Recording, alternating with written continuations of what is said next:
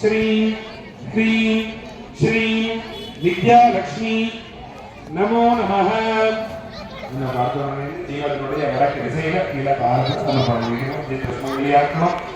सौख्यमा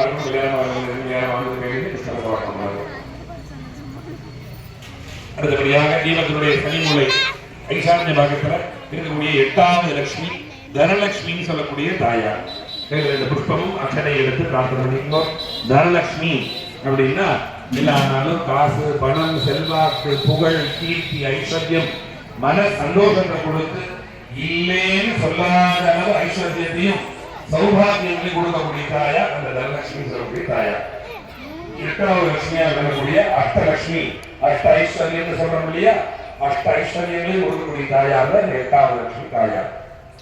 ஆகையால இந்த லோன் வாங்கி கஷ்டப்படுறவா, வட்டிக்கு வெளியில காசு வாங்கி கஷ்டப்படுறவா, இந்த கோர்ட்டு கேஸ் தகராறுன்னு அலைஞ்சிட்டு இருக்கக்கூடியவா, இவாளுக்கெல்லாம் இந்த கஷ்டமெல்லாம் நிவர்த்தியாகணும்.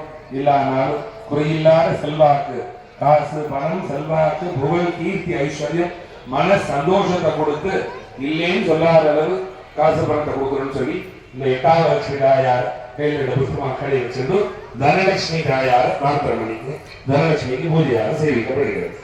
ओम ह्रीं धनलक्ष्म्यंबिका नमः धनलक्ष्म्यंबिका मूर्तये नमो नमः या देवी सर्वभूतेषु लक्ष्मी रूपेण संस्थिता नमस्तस्यै नमस्तस्यै नमस्तस्यै नमो नमः ओम गद्धवीर प्रजा भूतामि संतभगर्दमा श्रियं वासजमे कुले मातरं पद्ममालिनी श्रीर्वक्तस्वमायुष्यमारोग्यमावीद शोभमानं महीयते धान्यं धनं पशुं बहुपुत्र लाभं शतसंवत्सरं दीर्घमायुः महादेवीर विद्महे विष्णुभग्नी च धीमहि तन्नो लक्ष्मी प्रचोदयात् ओम श्री